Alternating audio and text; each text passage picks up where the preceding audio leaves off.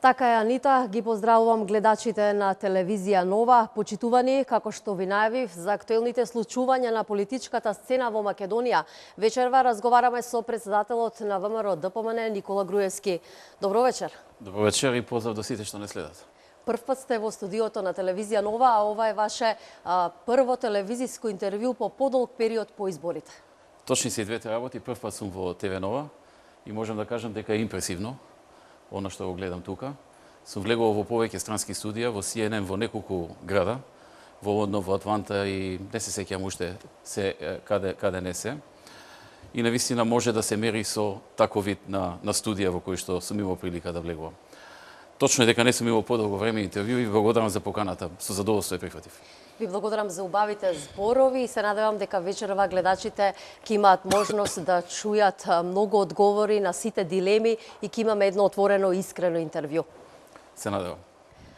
Предвремените парламентарни избори завршија пред 2 месеца и покрај резултатите ВМРО ДПМН според официјалните бројки е победник на овие избори, но влада се уште немаме. Победата е чиста како солза, но факт е и дека СДСМ освои многу голем број на албански гласачи. Предпоставките во јавноста се можеби станува збор за подкуп или за некаков договор за промена на името, но еве тоа се бројките, тие се фактите, а по 2 месеца Македонија се уште нема влада, нов владин кабинет.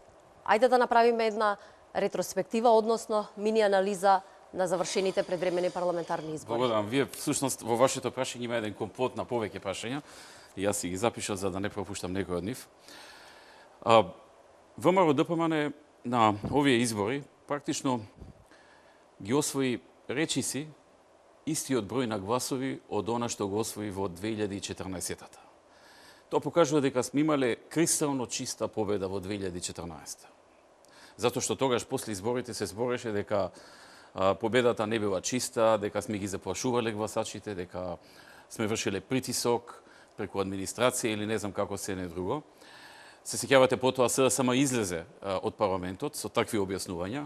Немаше никакви релевантни докази за тоа, меѓутоа тие го користеа тоа, го зборуваа, по 100 пати кога ќе го повторат. Некои луѓе кои што не можат да проверат дали било тоа така или не, почнуваат и да веруваат. Сега кога СДСМ доби министар за внатрешни, доби министар за труд и социјала, 3 заменици министри со право на вето, директор на информативната програма на државната телевизија. И што ли уште не, измени на закони, на изборниот закон, како што тие сака се промени тој закон. И редица други работи, навистина долга е листата да се набројува, често пати кога разговарам со странски дипломати, кога ќе ја набројувам, ќе се заборавам што сум сакал да кажам преходно, што е долга. Кога се тоа го доби и го имаше во неколку наврати, затоа што се одлагаа изборите по нивно, на некој начин, по нивно барање или по нивно предизвикано барање. Кога се тоа се стави онака како што побара и тие, а и некој од меѓународниот фактор, излезе дека бројот на гласачи што ВМРО ДПМН ги добива е безмалку ист, кога ќе се земе во предвид дека 2 наши коалициони партнери излегоа, ДОМ и партијата на Трајанов. Практично ние ги задржавме гласовите од 2014 година и дојдовме до победа. Победа која што беше една од најтешките во сиот овој период. Тоа ни е на нас 10-та победа поред, без пораз на изборите. И сме горди на тоа, но горди сме и свесни дека тоа е изработено, тоа не паѓа од небо, тоа граѓаните не ни го поклонуваат. Тоа го заработуваме со многу труд, со многу работа, со многу откажувања. И на некој начин потоа доаѓа задоволството кога ќе видиш дека мнозинството граѓани тоа го препознало и на некој начин го наградува кога ќе дојдат изборите. После таа победа имаше еден обид за рекомпонирање на гласовите, односно за еден постизборен инженеринг. Меѓутоа морам да напоменам дека на овие избори, иако сите викаме дека беа чисти, дека беа демократски, фер и така натаму, сепак претходеше една година и повеќе на сериозно влијание однадвор во правец да се влошат позициите на ВМРО ДПМН и коалицијата за подобра Македонија и да се подобрат позициите на СДСМ. Тоа беше видливо, мислам, секој граѓанин го виде во изминатите година-две, дека одредени фактори од надвор се правеа да му помогнат на СДСМ. Се чини дека и не се крие, кој знае колку. Како му помогнаа? Вие велите дека победата е чиста како солза. Ете, тоа е факт, но сепак се уште нема влада. Како му помогнаа тие фактори од надвор? Дали некој се обидува да ги помести, да направи поинаква слика за изборните резултати? На што конкретно мислите? Не, ова што го зборувам, мислам на предизборниот период. На оној период во целата 2016. Додека траеше политичката криза. Па и би рекол и во 2015. Значи, нема граѓани во Македонија што не го препозна тоа, дека одредени дипломати, одредени држави на некој начин се обидува со сите сили да помогнат СДСМ да биде попосакуван од македонските гласачи, а ВМРО ДПМН да биде што пооцрнет, да биде што по ставен во непријатна ситуација, да биде едноставно граѓаните да почнат да размислуваат поинаку, да гледаат на ВМРО со други очи и да го гледаат поинаку. И тоа беше видливо. Значи, ние велиме, изборите беа фер, чисти, демократски, слободни, како ли не ги нарекуваат сега во последно време, на секои избори по некој нов израз ни доаѓа од овие надворешни наблюдувачи и слично. Но не можеме да го изоставиме тој дел дека 2 години државата беше под една тешка пресија, а ние како владеачка партија под уште потешка пресија од надворешни фактори. СДСМ на овие пари, на овие избори извади многу пари. Тоа се не е прикажано во нивните извештаи, но еве деновиве гледам дека некои медиуми веќе почнаа да откриваат некои работи во врска со нивната програма, со превозот и така натаму. Беше видливо, јас одев на терен, нормално следев и што се случува низ Македонија, беше видливо дека потрошија многу повеќе пари од ВМРО ДПМН, иако тоа во извештаите не се рефлектира. Во извештаите изгледа дека ние сме потрошиле повеќе пари, но тие што добро следат политика, тие што добро ги разбираат работите, добро знаат дека СДСМ на овие избори потроши многу повеќе средства и ќе видиме, времето ќе покаже од каде се тие средства. Јас имам свое мислење, мислам дека голем дел од тие средства ги имаат добиено од надвор, но не можам сега тоа да го докажам. Времето ќе покаже и мислам ништо нема да остане скриено. Се ќе биде со тек на време откриено.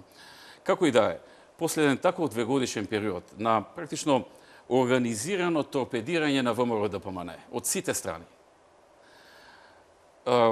организирана хајка против ВМРО ДПМН и раководството на ВМРО ДПМН, организирана криза во земјата. Таа криза не дојде случајно, да не се лажиме. Тоа беше криза која што и беше наметната на земјата, долго подготвувана и СДСМ нема ни 1% капацитет самите да организираат таква криза. Тие само практично беа инструмент во целата ситуација, кој што беше исто така и посакуван да дојде и да спроведе нешто што можеби ние не сме сакале да го спроведиме. Така што во една таква атмосфера од 2 години, можам да кажам дека прво извлековме максимум на изборите. Многумина не верува дека тоа може да се случи. Некои луѓе ми веруваат дека нема партија во Европа што ќе издржи такво торпедирање од толку многу страни и од толку многу мокни страни или центри.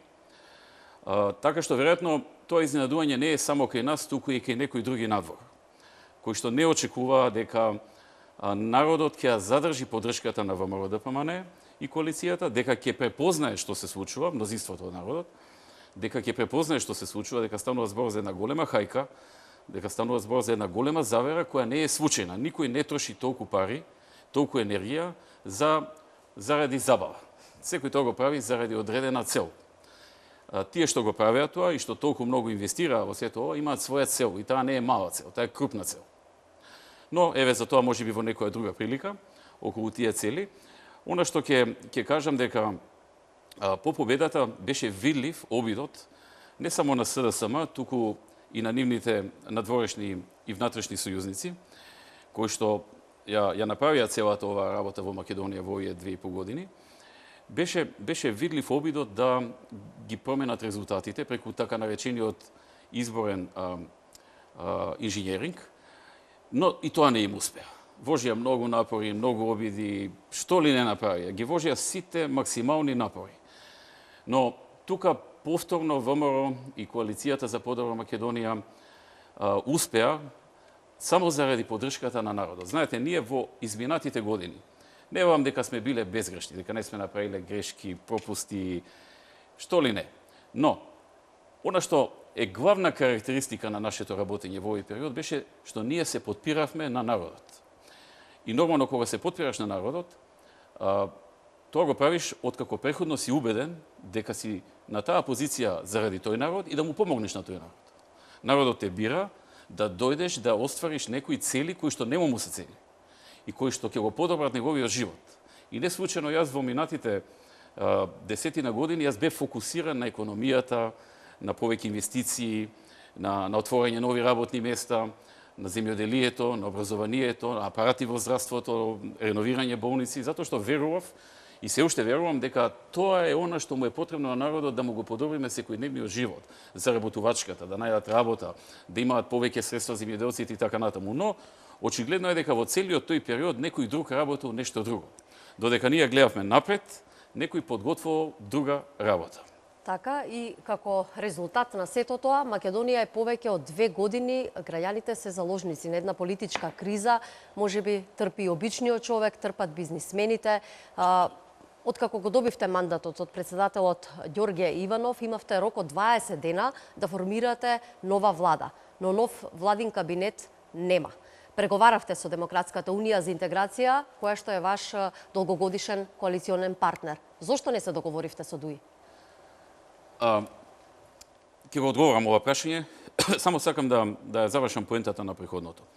Значи, ние сме партија која што се подпира на граѓаните и политиката е сваќа дека е тука да им услужи на нив. Некогаш успешно, некогаш помалку успешно, некогаш со грешки и пропусти, некогаш со вистински потези, но така е сваќаме политиката. Додека имаме опонент, СДСМ, кој што поинаку е сваќа политиката, тие долг период гледаат дека не може да се потпрат на народот, затоа што кога ја имаа во неколку наврати можноста од страна на народот, тие го изневерија, сериозно го изневерија и сега народот тешко се одлучува да им даде мнозинство на гласови и поддршка.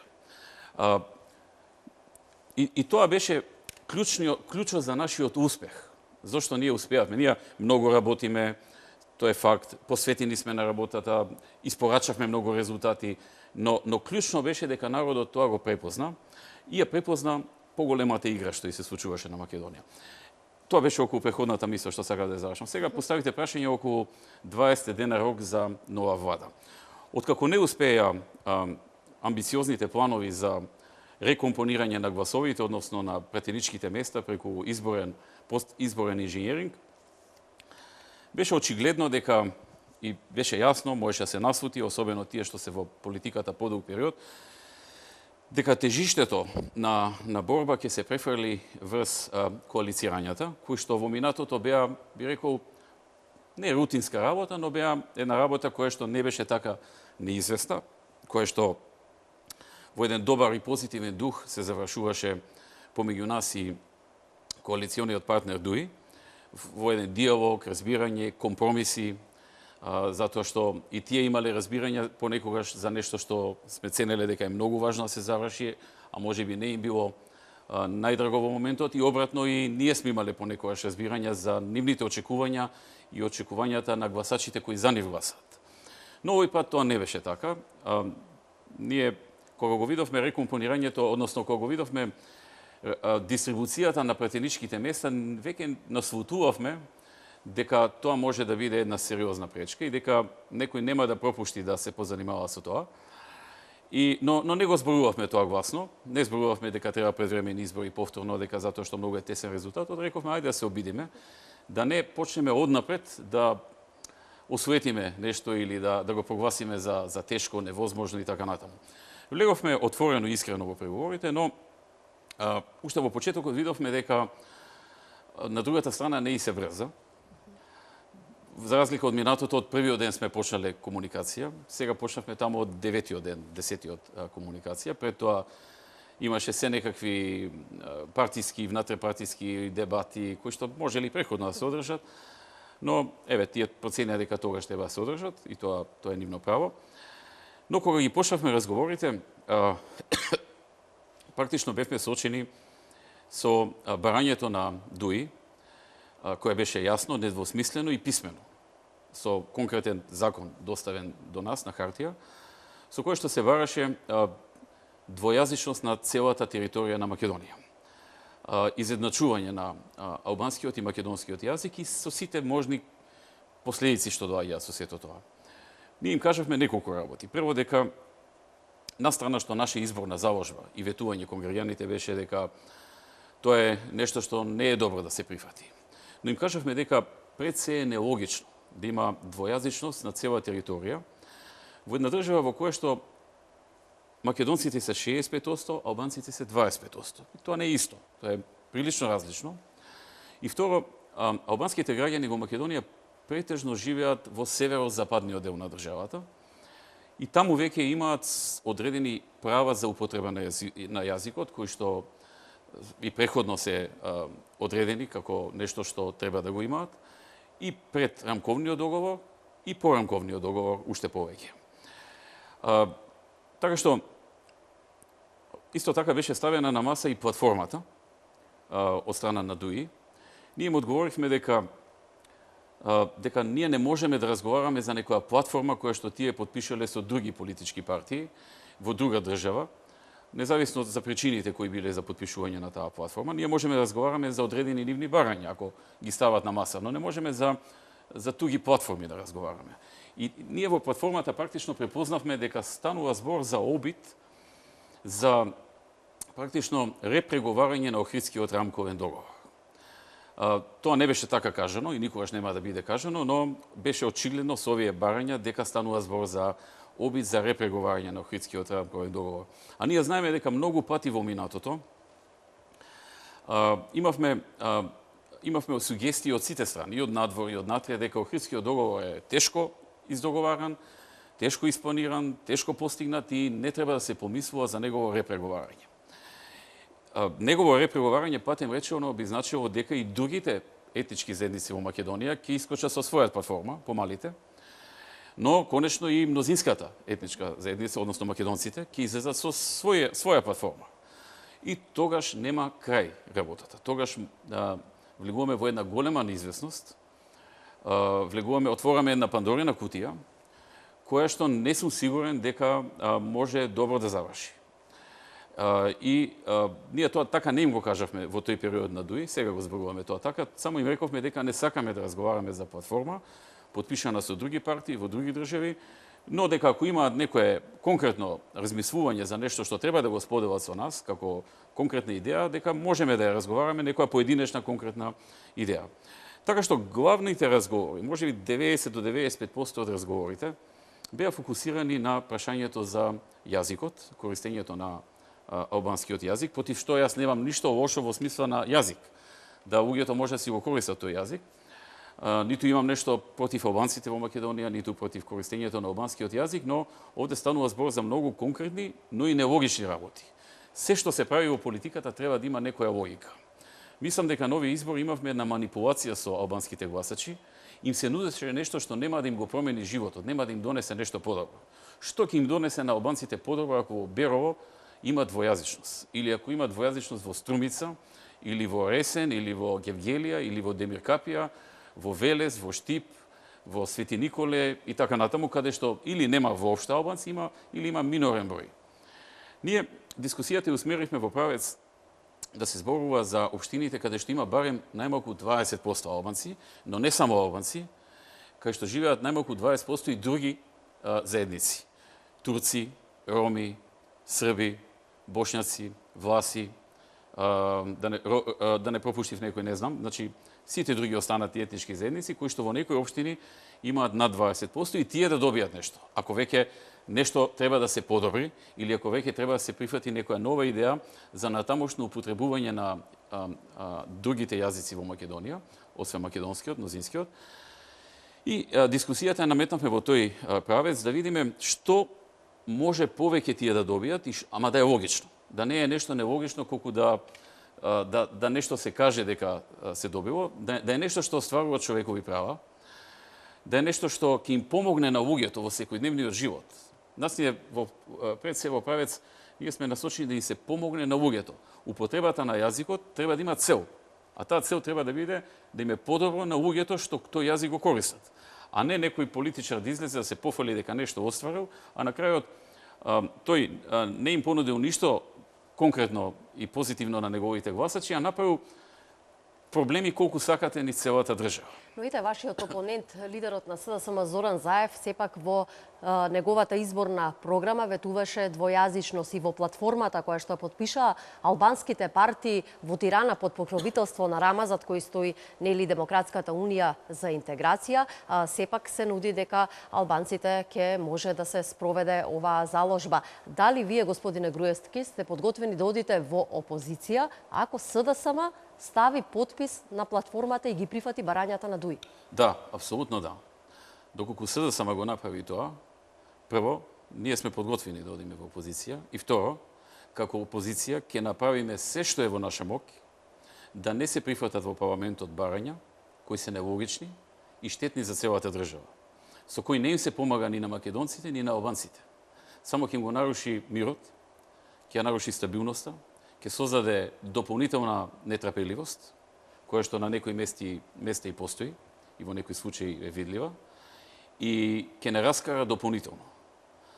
Ние сакаме да им помогнеме на сите граѓани, и на македонците, и на албанците, и на турците, и на ромите, власите, бошњаците, србите и останатите, да имаат подобар живот преку економијата, преку нови работни места, преку зголемени плати, пензии, социјална помош, вработувања, поголеми плати, подобри можности, шанси за младите, за повозрастните, за пензионерите, за земјоделците, за образованието, здравството и така натаму.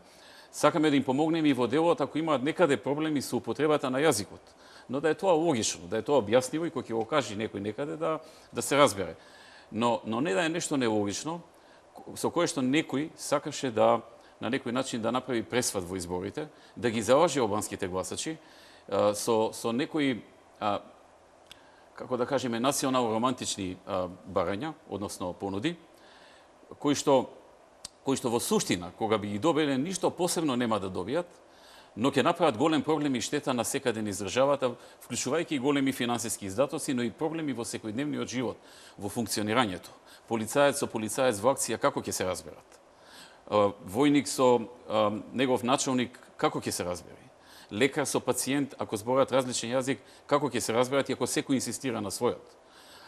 Во ситуација кога сме 65-25 и кога албанците се концентрирани во северозападниот дел на Македонија, што значи има можност да им се помогне во тој дел каде што живеат, да немаат пречки со користењето на нивниот јазик и да има помали проблеми во тој правец. Така што, на вашето прашање уште еднаш да одговорам. Ние сме луѓе во раководството на ВМРО, кои што држиме до дадениот збор.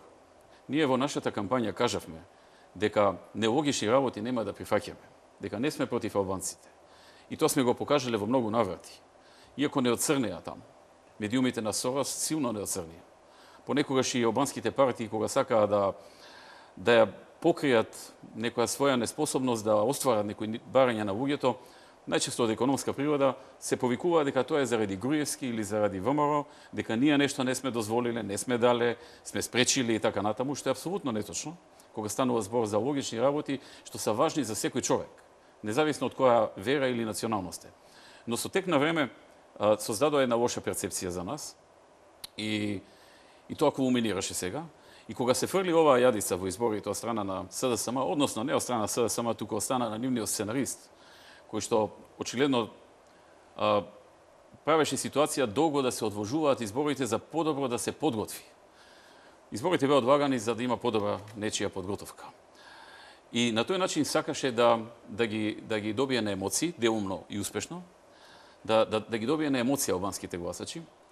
Кога емоциите ќе поработат повеќе од разумот, тогаш луѓето се предмет на измама. Тоа беше во овој случај. Кај некои албанци поработеа повеќе емоциите и го надвладаа разумот и почнаа да гласаа за СДСМ, верувајќи во лагите и манипулациите кои што им ги даваше. И како резултат на тоа, тие добија дел албански гласови, но не сите албански гласови ги добија како резултат на тоа. можеби 10 до 15.000 од гласовите беа како резултат на тоа.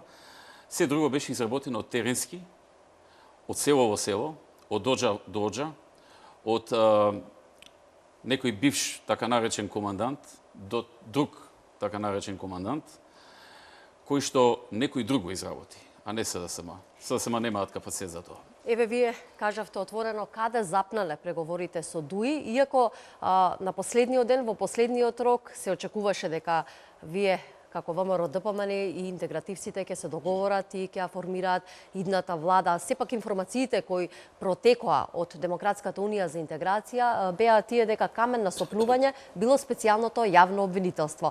Ни за информации и контроверзии околу неговото работење, но сепак да не заборавиме дека и вие ставивте подпис за формирање на СЈО во Пржино. Вака, специјалното јавно обвинителство беше спомнато во самиот почеток во разговорите.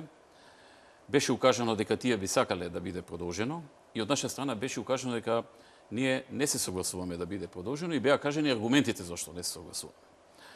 И тоа траеше кратко. Не знам, во еден ден расправа, мислам не цел ден, него во еден ден имаше од многуте денови на разговори, во еден ден се разговараше за тоа, можеби не знам, не можам да кажам колку минути или можеби час или помалку. Но се затвори прашањето со тоа што констатиравме дека имаме различни гледишта по тоа прашање, дека тие сметаат дека треба да се продолжи, а дека ние сметаме дека не треба да се продолжи. Јас мислам, лично сум убеден, нормално тоа нема ДУИ да го признае, дека и нивното мислење е изнудено, дека треба да се продолжи, од некои други фактори, но нема да навлегувам во тоа, затоа што ќе отидам можеби во други полиња на разговор. Но како и да е, тие се представија пред нас дека смета дека е добро да се продолжи. Ние ги кажавме аргументите зошто не е добро. Прво, кажавме дека имаме договор од јуни-јули 2015 или некои го викаат Пражински, кој што договор го подпишавме 4 партии во присуство и на представници на меѓународната заедница и кој што требаше на некој начин да биде излез од кризата која што ја имаше државата. Тој договор ние доследно и ревносно го почитувавме. Роковите, во него превземените обврски од наша страна, повлекување на премиер 100 дена пред избори па излезе и година дена, смена на министри за внатрешни труд и социјала, заменици министри, смена на закони, законот за избори, законот за влада и редица други работи, поврзани со медиумите, адхок тела и се останато. Вклучително и СЈО. Значи, за СЈО беше договорено од сите присутни, од сите политички партии, во присуство исто на меѓународната заедница, на дел од меѓународната заедница, со кој што се договоривме дека 18 месеци се доволни за да се истражат сите работи, доколку во тие 18 месеци се оцени дека против некој треба да се отвори обвинение, да се отвори, а потоа да имаат рок дополнителен во кој што ќе може да завршат евентуални судски рочишта. И сите кажаа дека тоа е доволно. Сите беа свесни, вклучувајќи и СДСМ, дека за колков материјал станува збор што треба да се преслуша од креираните материјали. Сите беа свесни затоа што и најголем дел беа више слушнати работите и се согласија сите и се потпиша тоа. И ние тоа го почитуваме. 18 месеци истекуваат, мислам, на 30 јуни и ние правиме се што е во наша мок тоа да се испочитува, иако во меѓувреме стана толку јасно дека СЈО е еден обичен инструмент на надворешни центри и на СДСМ за доаѓање до власт и за уривање на ВМРО заради остварување на некои други цели, што тоа веќе мислам дека го гледаат и помалите деца во Македонија кои што и не толку многу разбираат политика. СЈО во изминатите месеци покажа дека е крајно селективна во пристапот. Значи, на таргет е само една политичка партија, ВМРО ДПМН, никој друг не е контролиран, истражуван и така натаму. Значи, за ДУИ нема никакви истраги, за СДСМ нема никакви истраги, а нели они викаат дека најмногу биле прислушкувани СДСМ, така беше кажано. За други политички фактори нема никакви истраги, се е концентрирано исклучиво на една политичка партија. И ајде што е тоа така. И до тука можеби би се согласиле. Нека се концентрираат, нека истражуваат. Но е очигледно дека стана политичка алатка во раците на Зоран Заев и СДСМ, но и испостава на некои странски центри, што тоа веќе и не може да се премолчи. Погледнете ги нивните пресконференции. Па тоа личат како на пресконференции на СДСМ, дури и повеќе од тоа. Или пак ако ги изанализираме сите информации кои што доаѓаат и однатре, затоа што таму работат стотина луѓе, тие имаат своји комши, роднини, пријатели, си раскажуваат. Мала држава сме и брзо се шират муабетите. Станува јасно дека станува збор за тим кој што е исклучително посветен на своја политичка агенда. А тоа е уривање на раководството и на партијата ВМРО-ДПМН по секоја основа, по секоја цена, без било какви елементарни докази. Тие се чувствуваат силни, затоа што сметаат дека некој ги штити. Не само СДСМ, имаат чувство дека некој ги штити, имаат такво чувство и така зборуваат меѓу себе. И знаат дека се дел од мисија, дека имаат своја мисија, таа мисија има име. Тоа е ВМРО-ДПМН и особено раководството на ВМРО-ДПМН. Па погледнете зашто јас одам на суд. Еве, тоа никогаш не сум имал шанса вака да го зборувам. Нели луѓе гледаат дека почнав да одам на суд, почнаа да ме нарекуваат овинетиот. Тоа и беше целта зашто ја добив пријавата од СЕО, за да бидам во предизборниот период да бидам нарекуван овинетиот. И сега да ви кажам зашто одам на суд. Значи на суд одам за пријава по креираниот разговор во кој што нели кажа дека сум кажал во некоја прилика на градоначалникот на центар треба да му судри 3-4 шамари. Такви шамари, колку што знам, никогаш никој не му удрил. Ниту имало такво нешто, но тоа беше доволно за СЕО да отвори не само истрага, туку и обвинение против мене, правејќи разни конструкции, без никакви докази. Значи, тие со мене беа неколку луѓе од партијата во салата, во судот, слушаа.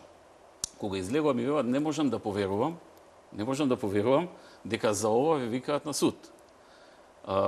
Нема апсолутно никаков доказ. Мислам, кога јас би бил на судиката, на место би им било срам што водам еден таков судски процес. Тука не е виновна судиката, да не бидам погрешно разбран, но затоа што тоа е доставено и таа мора да го процесуира, но кога јас би бил од таа страна, би било непријатно да водам еден таков судски процес во кој што доказите се, бидејќи оние снимки креирани по закон и по судска одлука не се доказите се што некои од тие што скршиле прозорец во општина Центар, кога имало демонстрации, се сликале некаде со мене на улица. Знаете што?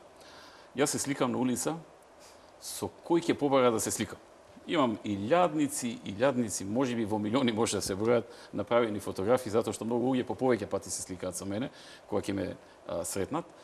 Без да ги познавам кои се луѓето и така натаму, тоа е една од основните работи што политичар треба да го прифати, ако некој побара со него да направи фотографија. Нашле некои фотографии, кај јас сум се сликал со некого и велат, еве, со тој што го скрши прозорецот, тој се сликал, што значи дека тој ја дал наредбата, се скршил прозорецот и веројатно ќе паднали и шамарите. Како да ви кажам? Не знам, за такви работи во 49-та не ги праќале луѓето на суд. Ке смислеле нешто подобро. Ме сваќате? Така и во другите случаи. Значи, се оди по секоја цена да се оцрни раководството на ВМРО, самиот факт што одиш во суд, граѓаните го гледаат со скепса. Што оди на суд, сигурно има нешто. Или многу луѓе така си викаат. Што оди у суд, има нешто. Мора да е нешто крив. Тоа да дојде пресудата и тие работи да се докаже, време ќе помине, да. Време ќе помине, во меѓу време те оцрнуваат. Прави обид за уривање на кредибилитетот и личниот интегритет. Да. Во меѓу време ќе те оцрнат и тебе и раководството и така натаму, но мислам дека и ова последна битка на Заев и на неговите поддржувачи ќе заврши со неуспех. Ќе излезе се на површина. Ќе одиме на суд, нема проблем. Времето ќе покаже. Народот ќе има трпение и ќе гледа што ќе се случи. И знаете што ќе биде на крајот? Ќе кажат судовите нечини. Тоа ќе испадне на крај. Практика во Македонија е секогаш победникот, победничката партија од македонскиот блок да коалицира со она албанска партија која што има освоено најголем број гласови помеѓу албанскиот електорат. Во 2007 гарант на ова правило беше и меѓународниот фактор. Дали ќе се случи во земјава преседан ако сега ДУИ коалицира со СДСМ, која што не е победник на предвремените парламентарни избори во 2016? Да.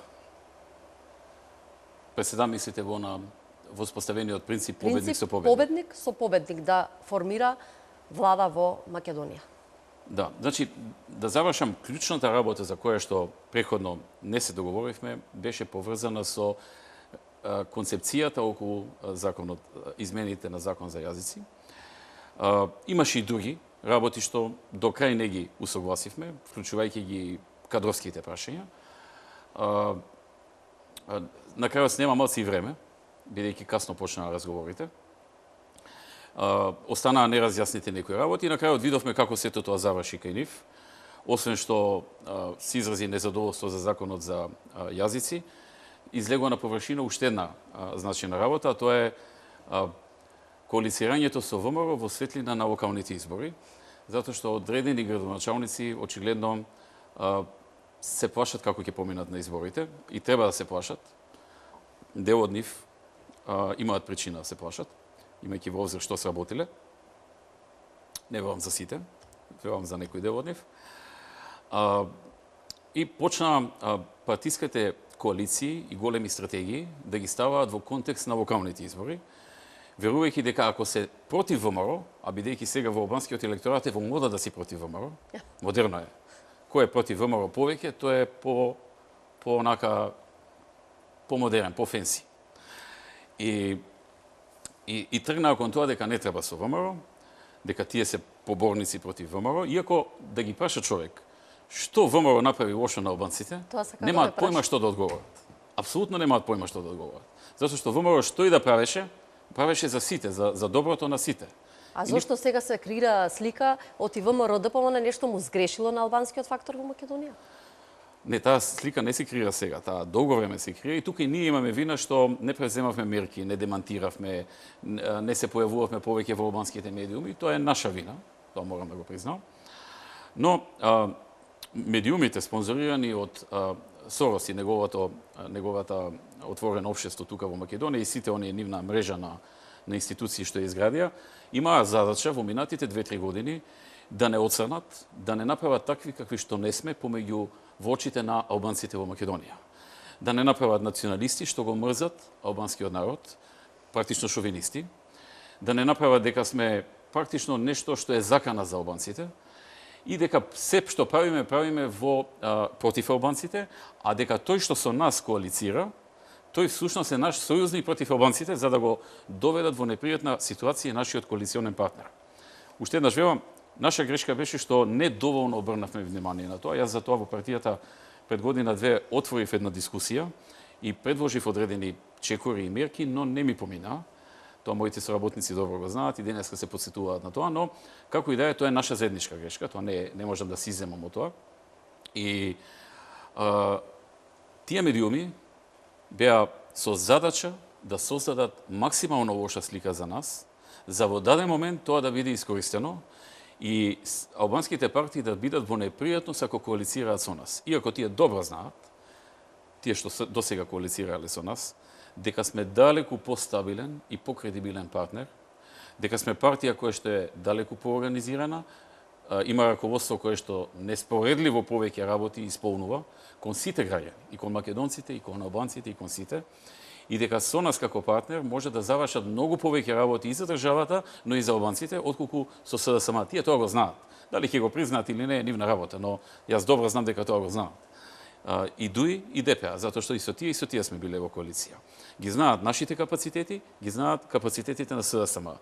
Знаат дека ние држиме до збор, дека со нас потешко течат преговорите, но кога ќе се договорите, после тоа што сме го ветиле е наша грижа, а не нивна. И тоа го осетија они. Они тоа не го слушнале, они го почувствуваа на своја кожа. Се што сме ветиле во нашите преговори, ние сме го испочитувале. Дури и она кое што за нас беше тешко да го објасниме на останатите наши гласачи. Ние го испочитувавме затоа што сме партија и раководство и луѓе кои држат до дадениот збор. Независно на кого го дале тој збор, дали го дале на граѓанин македонски, албански, турски, ромски или го дале на политичка партија, коалиционен партнер. И тие знаат добро дека СДСМ е спремна све да вети. Но што ќе исполни, тоа времето ќе покаже. И не случајно гледам сега бараат некакви писмени работи. Гаранции. Од нас никогаш не барале писмени гаранции.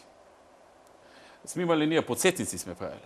Да не се заборави нешто во смисла, навистина човек низ годините може нешто да изуми, па вака ли беше, така ли беше, и сме правеле подсетници. Но никакви подпишани договори или нешто така не сме немале. Но јас ги разбирам зошто имаат потреба од СДСМ да го прават. Заев секој ден го менува мислењето. Тој свесно лажи. Кога лажи на човек може да му се случи несвесно да излажи. Некогаш верувам дека патот ќе се заврши до мај, но околностите ќе направат дека во сушност во моментот јас сум бил во заблуда дека до мај ќе се заврши и се завршил во октомври и јас сум ги излажал граѓаните, но не намерно, не свесно. Заев е човек што свесно лажи и тоа го знаат сите. И тие се излажени повеќе пати од Заев и знаат со кого имаат работа. Многу добро знаат. Ама сега таква е климата што тоа не го направиле на време да го пренесат до нивните гласачи, со каков човек и со какво раководство имаат работа. И сега и тие се во една непријатност, во една непријатна ситуација. И се на дилема, се во, како да речам, во искушение, да си го нарушат принципот за кој што молеа 2 години. Дуи молеа 2 години, јавно збореа, јавно, може би молеа лош збор, но јавно бара, апелира да има принцип во Македонија во кој што победникот ќе коалицира со победникот, односно победникот на државно ниво што секогаш е некоја од македонските партии заради тоа што имаме мнозинство на македонци во државата, да коалицира со партијата која што освојува најмногу гласови на етничките албанци во Македонија. Тие бара дури и закон да се воспостави. Значи, ако се навратите наназад, ќе се подсетите, јавно го бара тоа, дека треба и закон да има таков, да секогаш победникот биде со победникот. Ние не бевме за закон, бидејќи и тоа како закон е нелогичен закон, но имајќи ја во обзир мултиетничноста во Македонија, имајќи во обзир укажувањата и од надвор и многу други аргументи што ни беа ставени на маса, на некој начин почнавме прекјутно тоа да го практикуваме. Имавме дилеми, но на крајот почнавме да го практикуваме прекјутно. Иако никогаш не сме подпишале нешто такво, се зборува за некаков мајски договор, таков договор не постои, има мајски разговори и ништо повеќе од тоа. Но она до кое што Дуи макотрапно дојде, сега е во искушение да си го попука, да си го погази и никогаш повеќе да не го добие. Затоа што ако ние можевме да испорачаме се во изминатите години кон победникот во албанскиот блок, затоа што на некој начин прифативме дека го прифативме тој принцип, и ако сега ни се случи да Дуи кога така и одговара од X причини, го наруши тоа, јас не гледам причина зошто во иднина ние би го практикувале тоа. Да, тие можат сега да го направат тоа, бидејќи распоредот на пратеничките места е таков што еве се погодија коцките да тие со своите 10 пратеници имаат моќ да одлучат со едните или со другите, но тие се свесни дека кога нешто толку барале и тешко го добиле и ќе го нарушат, потоа не смеат да помислат да го бараат повторно. Јас пред некој ден во едно интервју, односно во него интервју во разговор со еден дипломат, кажав, ако сега се наруши овој принцип, и ако во иднина некој ми дојде во штабот да ми збори за победник со победник, ќе го истерам во штабот и ќе го направиме тоа. Ги спомнавте дипломатите, деновиве имавте интензивни средби и со францускиот амбасадор, но и со амбасадорот на Турција во Република Македонија. Се видовте и со еврокомесарот Јоханес Хан кој беше во земјава. По средбата со вас тој рече оти не може Европската унија да сугерира кој со кого да коалицира во земјава. Како гледа Хан на ставовите на вашата партија? Беше очигледно дека господинот Хан дојде во земјата со идеја. Не со одбука, со идеја. Тоест, генерално, мислам, како лично сака да помогне. Беше дојден со идеја да не охрабри за некаква широка коалиција, иако нас останокот не инсистираше на тоа, но преходните изјави на потправот на Европската комисија, па и некои негови изјави укажуваа на такво нешто. Низ разговорите мислам дека тој свати дека широката коалиција во Македонија е проверен концепт за неуспешен концепт. Значи, нешто што сме го практикувале и во минатото, околу 2001-та, во 2001-та практично, и сега, откако настана политичката криза, и во двете ситуации даде лоши резултати и државата стана нефункционална. Владата стана нефункционална. Кога владата е нефункционална, то се чувства низ целата држава. Така што ние во тој разговор отворивме многу прашања, секако и тој отвори доста прашања, имавме разговор, имавме дебата со аргументи. Ние ги изложивме нашите аргументи по сите овие прашања, делумно за нив зборевме и сега.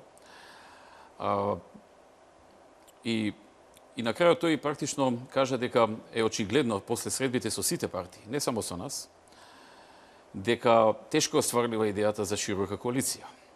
И второ, дека очигледно дека е потребно повеќе време на партиите за да донесат одлуки како да постапат. Каже дека е на располагање и за воиднина ако нешто може да помогне на некој начин, но ние го отворивме прашањето за нови предвремени избори, затоа што и онака имаме избори сега.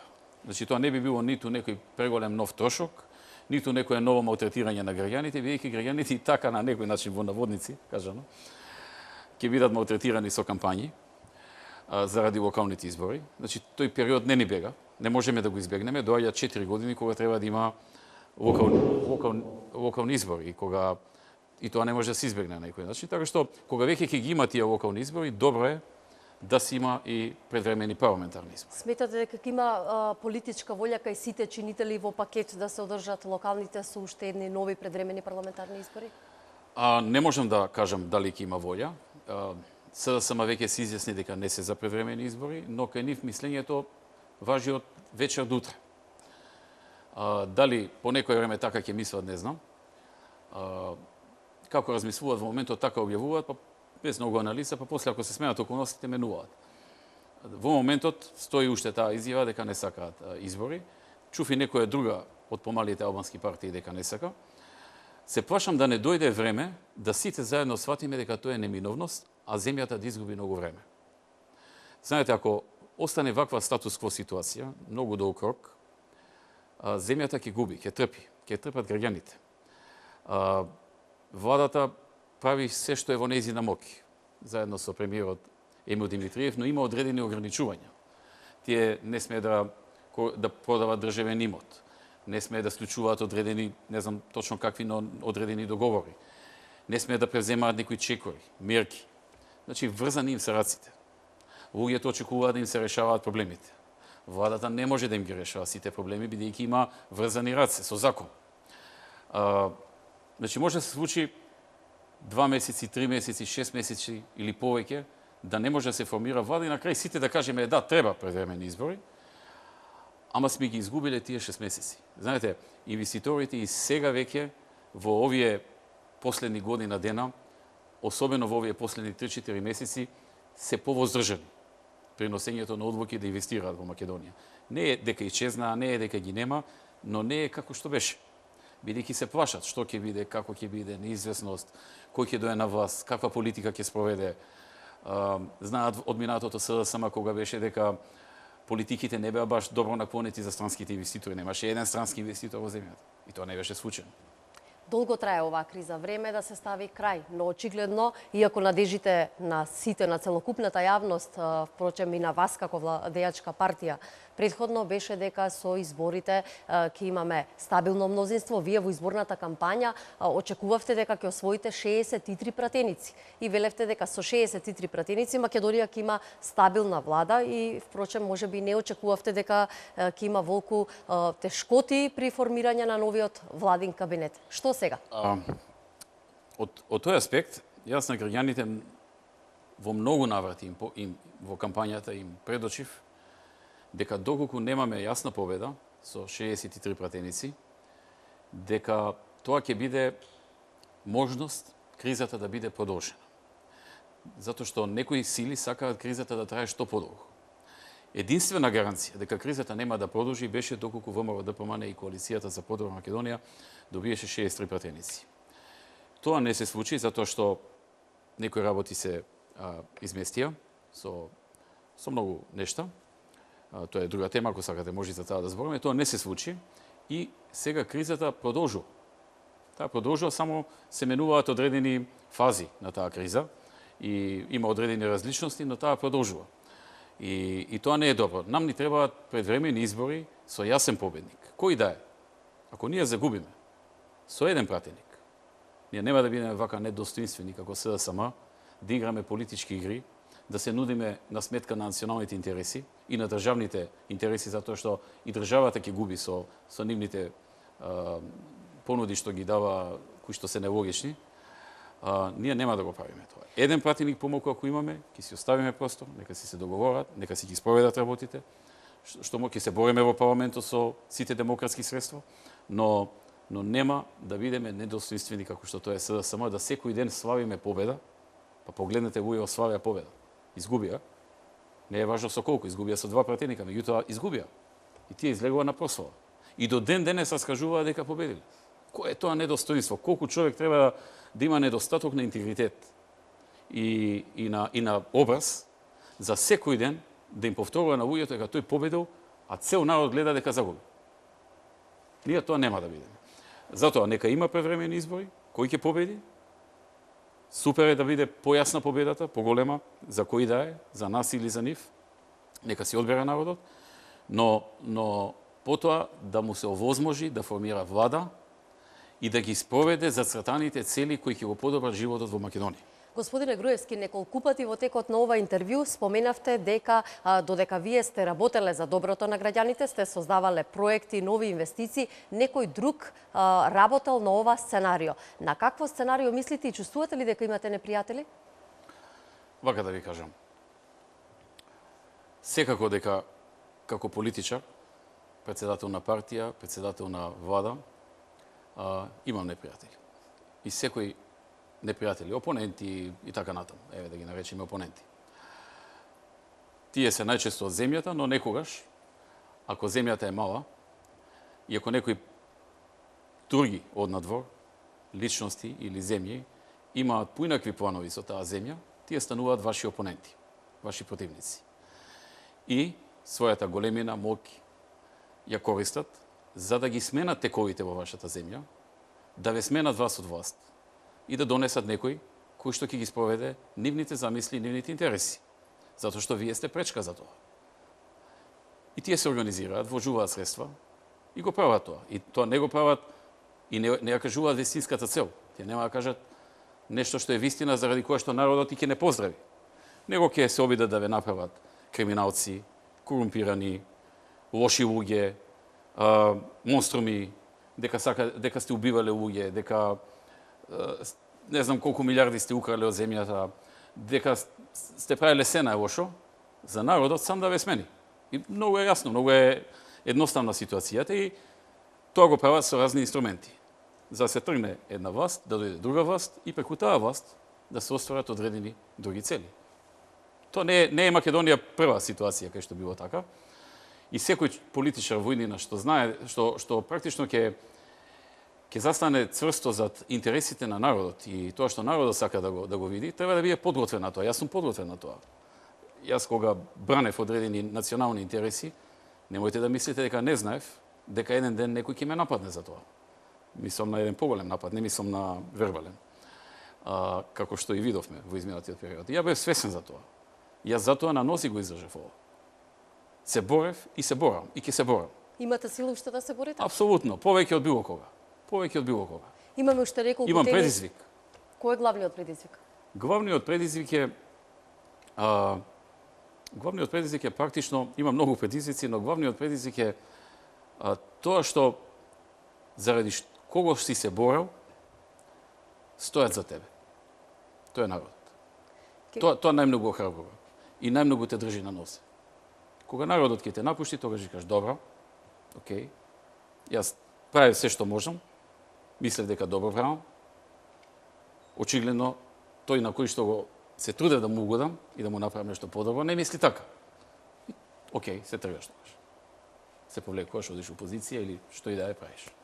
Имаме уште неколку теми за разговор. Правиме куса пауза за реклама и продолжуваме со разговорот со првиот човек на ВМРО ДПМН Никола Груевски. Почитувани, гледајте не.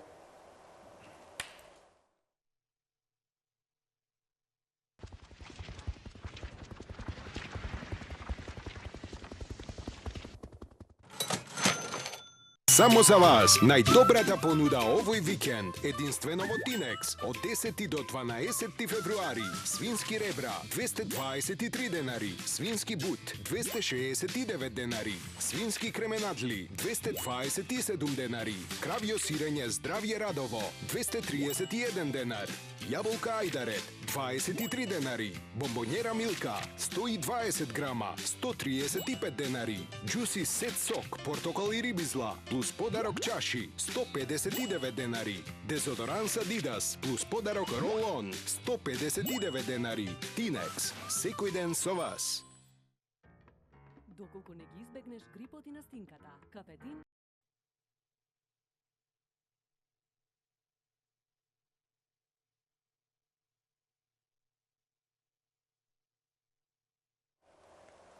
Почитувани, вие гледате телевизија Нова, го следите интервјуто со првиот човек на ВМРО ДПМН Никола Груевски. Господине Груевски, начнавме многу теми и прашања, за некои од нив слушнавме одговор директно од вас, особено за преговорите кои што запнаа со ДУИ. Последните информации изборуваат дека лидерот на ДП Мендух Тачи нема да застане за платформата. Очекувате ли пресврт, можеби во преговорите помеѓу ДУИ и СДСМ по ваквиот став на Тачи? Не можам точно да знам што Тачи мислеше во оваа варијанта и неговите размислувања. Дали очекувам пресврат, колку што можам да разберам, ако СДСМ ја прифати платформата, мислам дека има и други заинтересирани партии да ја поддржат, освен ДУИ, мислам од албанскиот корпус на партии. Така што ако само заради изјавата на Мендух Тачи, мислам дека нема да има пресврат. Може би заради нешто друго, но заради изјавата на Тачи, с обзир дека има два пратеника и дека има и други партии кои што може да го надокнадат тоа со нивниот број на пратеници, мислам дека тоа нема да биде целосна промена. Често пати во јавноста се создава впечаток од ако вие не сте прв човек на ВМРО ДПМН, односно кандидат за премиер, нели вие бевте мандатар за составување на новата влада, дека преговорите ќе оделе полесно и досега ВМРО ДПМН ќе создадеше нов владин кабинет. Вие ли сте пречка? Јас мислам дека јас не сум пречка. И одамна се знаеше дека партијата практично донесе одлука јас да бидам кандидат за премиер на ВМРО ДПМН. И со таа одлука отидовме во избори, цела кампања и сите тоа го знае. Така што тоа е тоа. Господине Груевски, очекувате повторно да бидете премиер? Ќе видиме под какви околности ќе биде тоа. Се разбира дека очекувам, затоа што тоа е наше ветување во кампањата. Ние во кампањата одевме со моето име за премиер. И нормално е да се бориме тоа да се оствари. И имате поддршката во партијата? Мислам дека има. Апсолутно. Да продолжиме на уште неколку теми, ги споменавме и локалните избори, ќе зборуваме кон крај на овој разговор за економијата, но сакам да начнеме една тема која што предизвика големо внимание во јавноста, а тоа е операцијата за десороизација. Знаеме дека милионски суми на Сорос се влеваат во граѓанското општество, во невладиниот сектор. Зошто има толку негодување и кај ВМРО ДПМН заради моќта што има оваа невладина организација? Знаете што, Џорџ Сорос е бизнисмен, милиардер, кој што освен во бизнисот, сака да има влијание во политиката и тоа во глобалната, во светската, но и во одредени држави поединечни, особено во Источна Европа. Сега гледаме и како и во Америка. И тој има огромно влијание со својата моќ, со својата финансиска империја, кое што влијание го има употребено низ годините да влијае и на други влади и тоа на најмокните држави.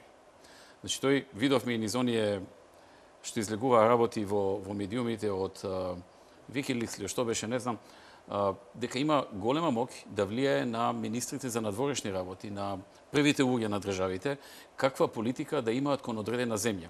И кога тој ќе намерачи дека треба во некоја земја да се смени владата, да се смени премиерот, тогаш има моќ да ја сврти таа држава во правец на неговите цели. И секако дека тоа го прави кога може и кога сака. Во нашиот случај е очигледно вмешувањето на господинот Сорос во нашата политика во последните години. Тој од секогаш бил против ВМРО ДПМН, значи кога ВМРО е на власт, тоа е за неговите представници тука се за СДСМ и се против ВМРО, и кога ВМРО е во опозиција, исто така неговите представници и експоненти тука се за СДСМ и се против ВМРО. И нема една работа што сме направиле, што рекле дека е добра, и нема една работа што СДСМ е направил, а рекле дека е лоша. Значи јасно е, црно-бела е ситуацијата. Но во последните години очигледно беше дека тој вложи дополнителни напори, да ангажира и да влијае на други влади да влезат во неговата шема, во неговите идеолошки цели, но и политички цели, и во Македонија да дојде до промена на власта. Беше очигледно дека практично со многу работи можеме тоа да го аргументираме дека имаше сериозно влијание, можеби и клучно влијание во целата работа. И токму затоа и ние зборувавме за тоа. И го спомнавме ова што вие сега ме прашавте, дека треба еден процес на десоросоизација. Се разбира, неговата моќ не потекнува само од невладините организации негови во Македонија. Неговата најголема моќ потекнува од тоа што тој може да им укаже на други влади што да прават во одредена земја, каква политика да спроведат и дури да ги натера да влијаат или да работат на промена на влада во некоја земја или на политичка гарнитура. Тоа е неговата најголема моќ. Но сепак на терен овде неговата моќ е во тоа што има многу невладини организации кои што ги финансира и до тука да речеме некој ќе може да рече па зошто да не. Но главниот проблем е што кај нас во изминатиот период немаше други невладини организации. Практично излезе една слика каде што 90-95% од невладините организации во Македонија се финансирани од Сорос, многу пати и од други држави каде што тој извршил влијание да кофинансираат, особено кога се партии на власт кои што се блиски до него и врз кои што има влијание, да и тие од државните фондови на тие држави, од даночните обврзници на тие држави, дел од нивните пари да ги стават на куп со неговите пари и тие пари да се употребат во идеолошко-политички партиски цели, што беше направено и во Република Македонија. И да ги стави во нивна служба, на некој начин, одредени политичари или дипломати и така натаму. Нам, она што ни е потребно е, можеби, првата работа да се отворат, да се помогне од страна на владата, како што го прави тоа секоја држава, да се одвојат во буџетот поголеми средства за невладините организации, да тие не бидат зависни само од Сорос и од другите фондови кои што доаѓаат често пати во комбинација со Соросовите пари. Државата, тоа е исто така наша грешка во минатото, што на време не го увидовме тоа и не одвоивме повеќе средства за невладините организации, за да има невладини организации кои што имаат слобода на размислување, кои што ќе бидат целосно независни, целосно посветени на своите проекти, но дека нема да бидат инструмент и во служба на еден светски милиардер кој што има една своја идеологија, кој што има политичка моќ врз најмокните држави во светот и ја користи таа политичка моќ која ги остварува своите цели. Така што еден од крупните чекори, можеби и најкрупниот е што треба да владата во иднина да одвојува повеќе средства во буџетот и да им помага на многу други невладини организации да работат, да функционираат и да не бидат зависни од невладините финансирани од Сорос, кои што пак го користат монополот и регрутираат кадри на кои што подоцна им вршат индоктринација за да ги стават во своја цел. Го спомнавте буџетот, ја начинавме и економијата. Економијата беше главен адут во времето на владењето на ВМРО ДПМН. Знаеме дека се отворија многу фабрики, се крираа нови работни места, но факт е и дека во изминативе години економијата падна во сенка на политиката токму заради оваа криза што се случи. Колку сте повеќе посветени сега на политиката или имате се уште време и енергија да ги потсетите вашите колеги и да ги потурнете оние веќе започнати инвестиции и проекти? Добро, економијата е мојот бекграунд и тоа што најмногу сум сакал секогаш да го работам и со задоволство сум го работил и бев многу посветен на тоа. Имаше и многу резултати. Не е случајно што се отворија речиси 170.000 нови работни места. Македонија имаше 560.000 вработени кога дојдовме во владата. Сега има 720, скоро 730.000 вработени луѓе. Тоа не падна од небо, тоа некој го сработи, некој помогна, некој создаде бизнис клима, некој привлече инвеститори, смени закони и така натаму, така што направи тимот даде максимум и даде резултати. Така што дали сум сега посветен доволно на тоа, па практично како започна политичката криза, голем дел од моето време и енергија беа посветени на политичкиот дел. И не само на моето време и енергија, и на моите соработници. И тоа беше неминовно. Едноставно бевме доведени во таква ситуација. И сигурно дека тоа до некаде и се почувствува во економијата. И ние посакуваме што побрзо да заврши оваа криза и да се вратиме на старите патики, на фокус, клучен фокус на економијата, на нови работни места, зголемен стандард, пензии, социјална помош и така натаму. Може да очекуваме некоја нова инвестиција која што наскоро ќе се случи во наредните месеци или пак завршување на некој од проектите. Може да ги спомнеме тука инвестициите во инфраструктурата, позната изградбата на оние 3 големи автопати кои со душа ги чека и обичниот човек во Македонија, но знаеме дека се работи и на други локални и регионални патишта. Има повеќе разговори на министрите во владата и на другите што се во тимот за инвестиции со поголем број на компании. Јасно е дека многу компании имаат закочено и чекаат исход. Некои од нив и се откажаа од Македонија, отидоа во други држави заради политичката криза и неизвестноста, но некои од нив инвестираа и ќе инвестираат. Не е тој ефект што ќе го постигневме да не беше кризата, но тоа е тоа, се бориме колку што можеме. Даваме се од себе. Знам дека веќе една германска компанија за производство на седишта има донесена одлука за инвестирање во Република Македонија и ќе вработи 100 или нешто повеќе од 100 вработени како директни вработувања. Од она што го разбрав, ќе се стационира во објект во Желино, во општината Желино. И станува збор на компанија која што ќе произведува седишта и ќе биде добавувач на Ван Хул, фабриката за автобуси која што ја донесовме во Македонија. И тоа е добро. Добро е што во тој дел луѓето ќе имаат можности за вработување, но и да бидат партнери на таа компанија, добавувачи и слично. Има и други компании со кои што се водат преговори, со некои од нив во завршна фаза, но праксата ни е да објавиме само кога има конечна одлука, а името на компанијата се објавува само кога таа ќе си го објави своето име и својата одлука. Во вашата изборна програма проектиравте дека ќе има нов рудник за јаглен. Може да откриеме некои детали за нашите гледачи? Да, точно е дека имаше во нашата програма такво нешто. Во плане и се работи на тоа да се отвори нов рудник за јаглен и нова централа за производство на струја на база на тој јаглен во регионот помеѓу Делчево и Пехчево, која што ќе биде веројатно од околу 200 мегавати централа. Истражувањата, геолошките истражувања кои што се при крај, односно се во тек, односно се завршија во еден дел, а има уште да се истражува, покажаа дека таму има руда за околу 30 години на јаглен, и тоа висококалоричен јаглен. 200 мегавати представува отприлика, речиси, 1/3 од капацитетот на рек Битола. И тоа ќе значи многу за енергетската ситуација во Македонија, во иднина, но ќе значи многу и за луѓето таму, затоа што ќе вработи можеби 1000 луѓе, заедно со директните вработувања и индиректните. А тоа за тој крај, таму кај Делчево, Пехчево, Берово и така натаму, Каменица ќе биде многу значено. Знам дека една фаза на геолошките истражувања се заврши и се откри дека има јаглен многу повисоко калоричен отколку сегашниот во Битола за наредните 30 на години, но има уште недоистражено така што оваа бројка ќе расте, веројатно ќе расте.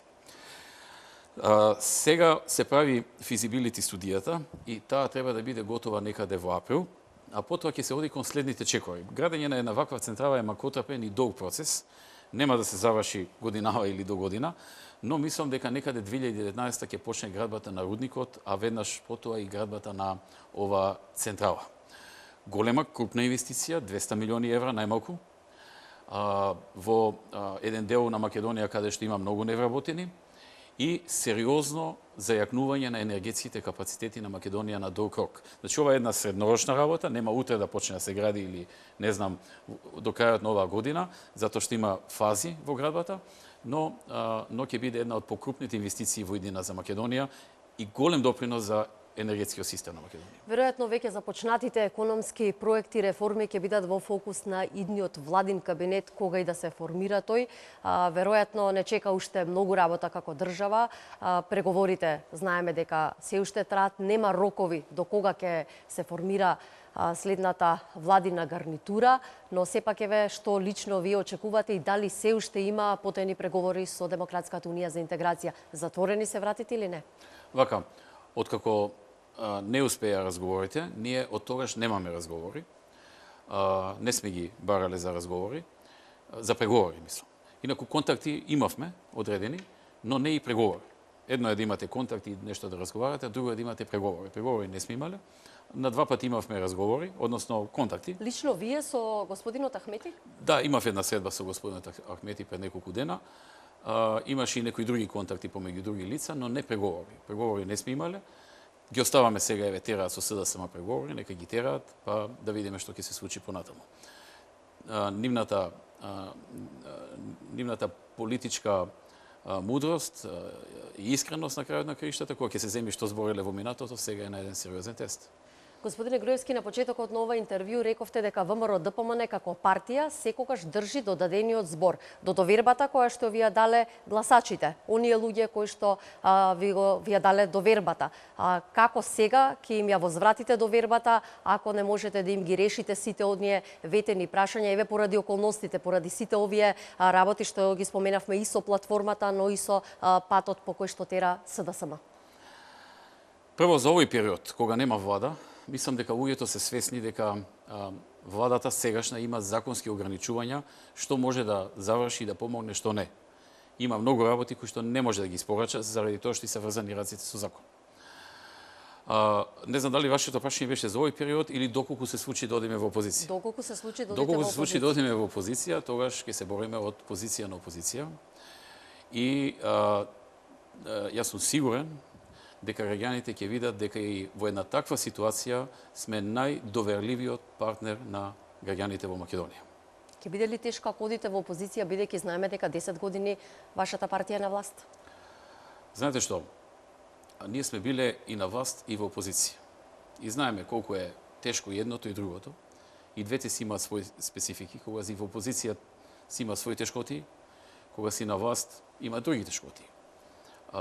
Имаме искуство, и најважно е да останеме и да се бориме за клучните цели. Бидејќи политиката нема никаква логика ако немаш идеологија, ако немаш цели, ако нема стратегија и ако нема за што се бориш. А ние знаеме за што се бориме, кои се нашите цели и која е нашата идеологија. Господине Груевски, ви благодарам што бевте дел од програмата на телевизија Нова. Благодарам и за ова интервју. Еве отворивме многу прашања, дадовте одговор на многу теми и дилеми кои изминатиот период провајуваа во јавноста. Споменав дека ова е едно од последните или прво интервју по одржаните предвремени парламентарни избори. Во кампањата ви имаше на терен, но не толку и во телевизиските студија, за разлика од вашиот опонент Зоран Заев, кој можевме да го видиме на повеќе интервјуа. Ми беше задоволство, јас не е дека не бев присутен во јавноста, јас практично мојот политички ангажман го бев посветил повеќе на терен. И од терен давав многу изјави и одговарав на сите прашања на сите медиуми, не селективно. Значи, бев во посета на многу села, во посета на многу граѓани, разговарав со многу луѓе, прибирав многу информации, решавав многу проблеми од терен, а потоа на крајот секогаш давав изјава за медиумите и стоев до крај, додека ми го поставуваат и последното прашање. И верувам дека граѓаните немаат чувство дека ме немало. Може би во овие месец-два помалку ми имаше после изборите, но преходно мислам дека ми имаше сосема доволно. Може би не во форма на интервјуа, како што е денешното, но во форма на изјави преку сите медиуми, на поставени прашања, на крајот на сите мои посети, на сите села, градови и сите места каде што нешто се случува и е важно да бидам присутен. Тоа е начин на комуникација. Јас сум човек што оди многу на терен, може би не толку овие 2 месеци, затоа што сум посветен на други работи, но како премиер и како председател на политичка партија секогаш гледав да бидам колку што е можно повеќе поблиску до граѓаните, од блиску да разговарам со нив директно, а не да ми пренесуваат само што викаат или што мислат луѓето или што ги тишти и мачи, туку директно да ги чувам и директно да разговарам за проблемите со нив и ако можам нешто и да решам од нивните проблеми, независно дали сум премиер или бев само председател на партија во одреден период. Добро, се надевам дека ќе имаме прилика и во наредниот период, зависно како ќе се случуваат политичките настани, да разговараме повторно, искрено и директно. Благодарам, ми беше задоволство. Секогаш се трудам да биде што е можно подиректно и апсолутно искрено. Почитувани гледачи, во живо од студиото на телевизија Нова, лидерот на ВМРО ДПМН Никола Груевски. Интервјуто можевте да го следите на нашите екрани, но и преку социјалните мрежи. За тие што пропуштија, разговорот е на нашата интернет страница tvnova.mk. Гледајте телевизија Нова.